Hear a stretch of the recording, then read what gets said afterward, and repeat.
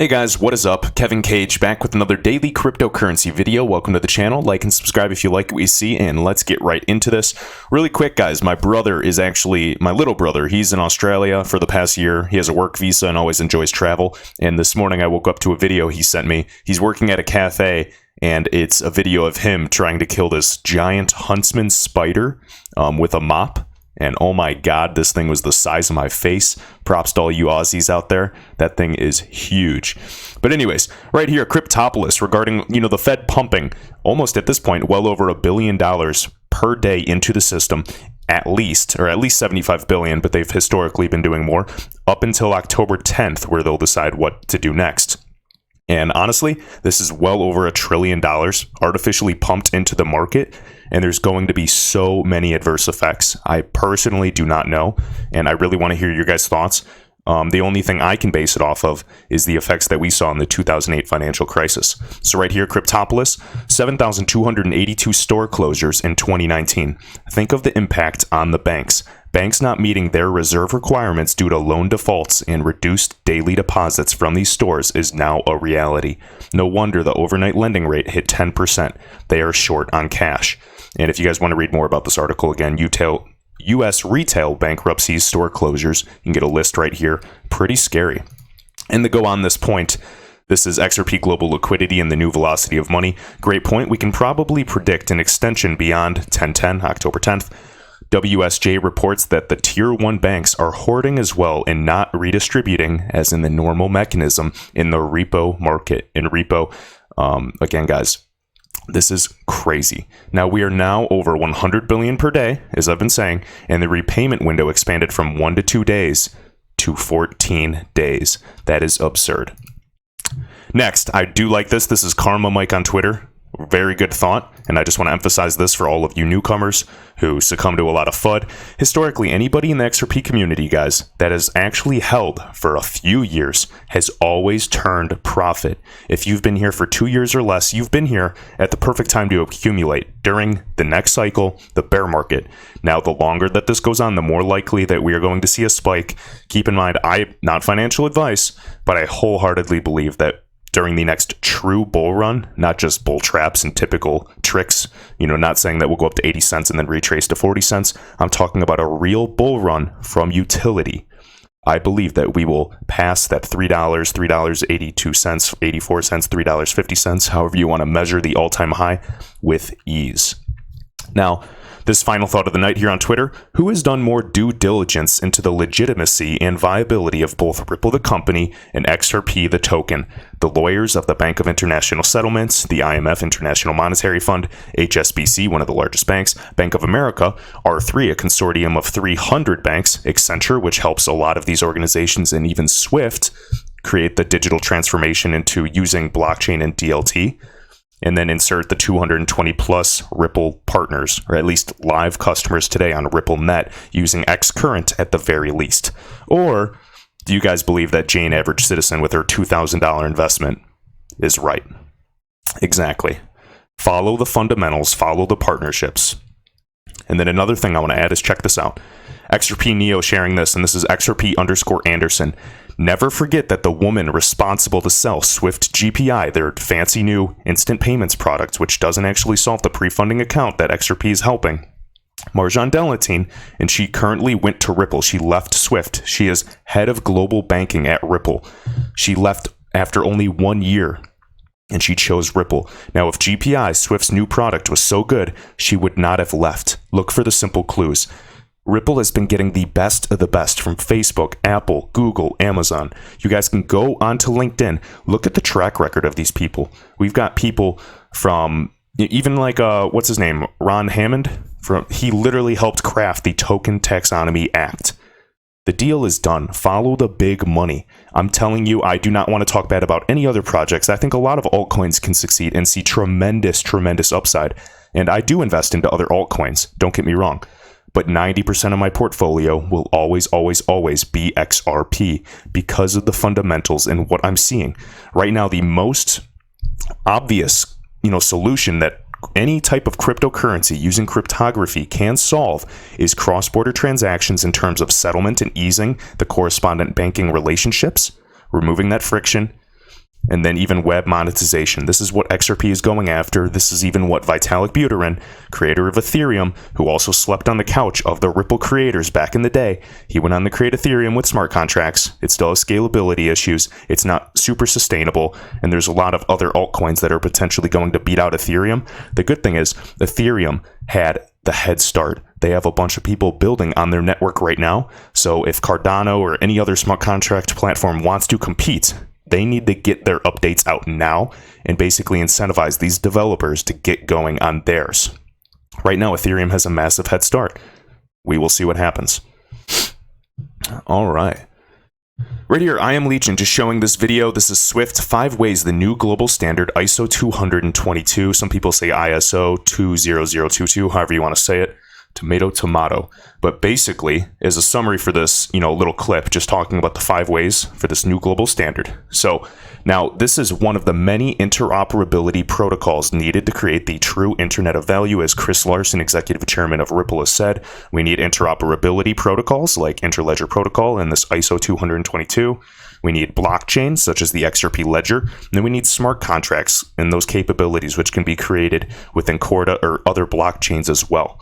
So ISO 222, it's really just a new standard for cross-border payments. It's already replaced domestic and legacy formats in over 70 countries, and it will be universally adopted starting from November 2021 to 2025. This is where I'm really looking to hold XRP long-term. Now, when you say long-term, typically you say 5 to 10 years.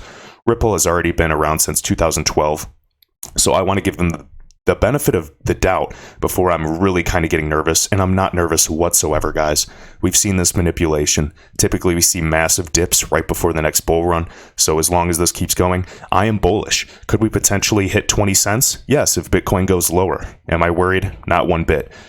Anybody that perhaps is brand new or has not done the research and looked into the technology, I don't blame you if you're nervous. And I, advise you to get off of this video and do your own research. Do not just rely on a group of YouTubers or bloggers. Go out and read. All right. So again, guys, this is going to be universally adopted and basically be finished by 2025 across Swift and all of the correspondent banking networks. This is interoperability. This will complement the Interledger protocol. So some of the benefits, these include, richer, more structured data, which will increase the speed and efficiency of processing payments. It will create, of course, more transparency, enhanced customer experience, UX, with fewer delays, of course, in new services to add value.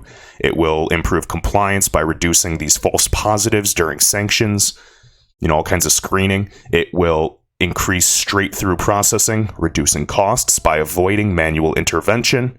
We're talking enhanced interoperability, and I like the word harmonization with a common messaging language used for the payments data network worldwide. All right. So basically you get the gist. Just a little bit more. Bank XRP shared a really good article about this. So the payment processing revolution, why banks need the plan for ISO 222. And this was made on the 25th. So as we can go here, just a few bullet points I really want to talk about. So the tipping point. So right here, I just want to read this paragraph. Let me scroll. This website's a little weird. So right here, although ISO 222 has been around since 2004, migration to the standard now has the backing of many of the world's most important payment market infrastructures, such as the Bank of England, which is a RippleNet partner, and their real-time gross settlement service, Fedwire, the Federal Reserve's bank RTGS funds transfer system, the clearinghouse interbank payment system, CHIPS, and we already know them. You can kind of call them also the Chinese version of SWIFT. Some people will disagree with that analogy, but that's what I like to use. And then the financial market infrastructure, SWIFT, of course. So we should not be surprised. And with each of these systems migrating their high-value payment systems almost concurrently, widespread ISO 222 adoption has reached a tipping point. Notice this is high-value payment systems. We're talking trillions. You're aware of how much money is transacted by chips, and then SWIFT, of course. This is insane. Now with the Fed pumping even more money, I know it used to be, 5 trillion. You can argue now that SWIFT is closer to that 6 trillion per day in transactions. Not that that's a good thing by any means. And hopefully XRP doesn't just appreciate due to the inflation rate of the US dollar. But again, it's my belief that we will see widespread adoption. And I wholeheartedly believe that we really only know about 10% of what's really going on. There's a lot of NDAs, non-disclosure agreements. The fun fact is when someone has an NDA and has signed an NDA, they cannot tell anybody that they or confirm that they have signed an NDA. So you have to read between the lines. Intelligent investors speculate. It's hard and you have to keep a level head. I know I may seem full of hype and over speculation, but I'm connecting dots, sharing my thoughts. If you have a counterpoint, please leave it down below. Always DM me on Twitter, and that's a little, that's where I'm more active to have a conversation and go back and forth. But again, guys, if there's any concerns or great points that you pose that could actually threaten the XRP investment that I care about, I will absolutely look at it. I will tell you if I have an answer. If I don't, I'm going to try to find out, and I'll address it in another video. All right. And then there was another point I wanted to cover. So then right here, this is the last thing I wanted to cover. So what is it and how does it work? So put simply, ISO 222 is a messaging standard that makes payment processing easier, period. So the Bank of England recently described it as the emerging global standard for payments messaging. As I've said, it's a single messaging standard. Indeed, one of the most lauded benefits of ISO 222 implementation is the level of standardization it will bring to all markets, affecting faster and more efficient payment processing. And then at present, the transaction files are converted from one format to another at payment gateways and stripped of their data. So there's a few lines, and I've read this as well in the SWIFT network today, in the correspondent banking network. It has to go through like 10 different types of networks, and the interfaces are different. There's no standardization across correspondent banks, different countries, different fiat, different regulations, different compliance issues. There's just so much, and there's not really any true interoperability within this. And that's why it takes 3 to 5 days for payments to settle. That's why 6% of payments have errors or mistakes, and then some are lost entirely. When this happens, this requires manual intervention. The bank, it takes time, it takes capital. There's so many, like errors and cons to this. And you'd think that today we're in the future and we'd take care of this by now. But again, we are on the way. And then right here, even 24/7, 365 online shopping, besides digital banking as well, has put pressure on the payment sector as well. So it's not just digital banking, it's e-commerce, which has exploded. This is driving further demand.